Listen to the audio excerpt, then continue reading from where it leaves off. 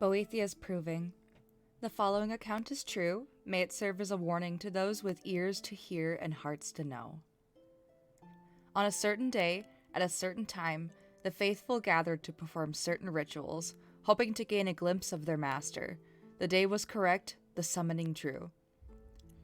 Slashing a smoking tear through the veil, she, her very self, appeared before them, terrible and resplendent. She came arrayed in ebony darker than a moonless night, wielding a blade burning hotter than the surface of the sun. And though she wore the guise of a Dunmer warrior queen, she towered above them like a statue carved from the red mountain itself. "Why have you disturbed me?"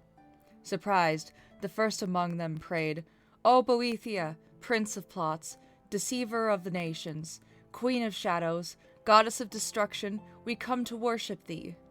She looked down upon her followers, gathered to bear witness. Frowning, she asked the first, "Tell me, you who profess to know me, how shall I know you?" Afeared, he exclaimed, "Each night I pray to thee, each night I call out thy wondrous names. Surely thou must recognize the sound of my voice, the most devoted of believers." She frowned and let out a long sigh, and then of a sudden he was gone, the air from her lungs dispersing him. Turning to the second, she asked, "And you? How shall I measure the worth of your existence?" Stunned by the power of her voice, he bowed before her darkening visage.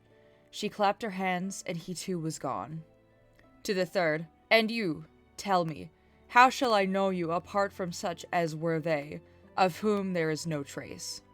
Shaken and speechless from the nullifications of his brethren, he whispered, "Have mercy upon us." She blinked twice. Once he was in agony, twice he was destroyed.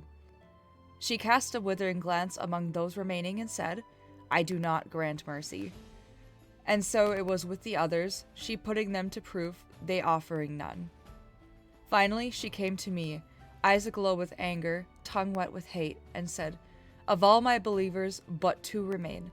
Tell me, second to last, with what shall you prove your existence?" Without hesitation, I drew forth my blade and buried it in the chest of the other who stood beside me, and without fear replied, "Ask him whose blood now spouts from my blade if I exist." She smiled, and the gates of oblivion opened between her teeth.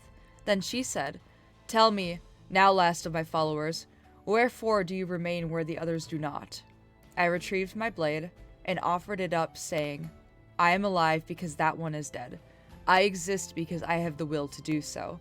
And I shall remain as long as there are signs of my handiwork, such as the blood dripping from this blade." Accepting my gift, she nodded and said, "Indeed." If in the reading your blood boils in your veins and your mind blazons with fire, then Boethiah calls you. It is then most wise to heed her call. Thank you for watching. Please remember to study the 36 lessons of Vivek before you come back next. I will be testing you on it. Bye.